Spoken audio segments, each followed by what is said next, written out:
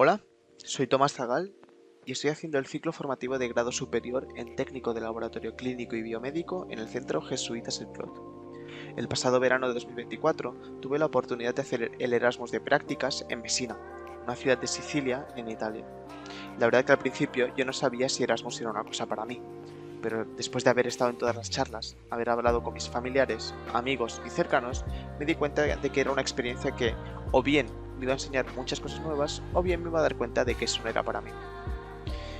Hablando un poco de mi día a día, empezaba a las 7 de la mañana, donde me tenía que levantar, desayunar y estar listo para llegar al Hospital Paparo de Messina a tiempo.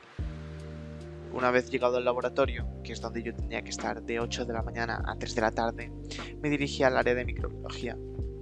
En microbiología realizaba funciones como por ejemplo hacer PCRs, aislar colonias, identificarlas, sembrar muestras, prepararlas o simplemente mantener las máquinas en funcionamiento. Como los procesos estaban automatizados, pude aprender mucho sobre las máquinas que tenían. En general, el ambiente de trabajo era muy bueno, y no solo en microbiología, sino con el resto de laboratorios también. Tengo muy buenos recuerdos de todos y agradezco mucho por la disposición que tuvieron para enseñarnos. Al final todos tenían la actitud de enseñarnos y muchas veces me decían que fuese al laboratorio para ver cómo funcionaban las máquinas.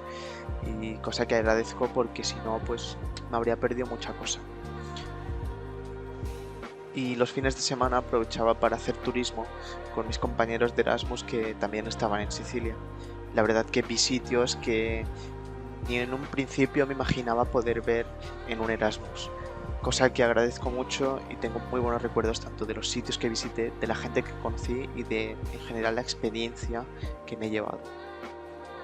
Pero bueno, en general es una muy buena experiencia, yo he aprendido muchas cosas a nivel personal y profesional. Yo creo que si estáis pensando en hacerlo, os animo realmente a que lo valoréis y lo penséis con calma, porque es una experiencia que vale la pena completamente.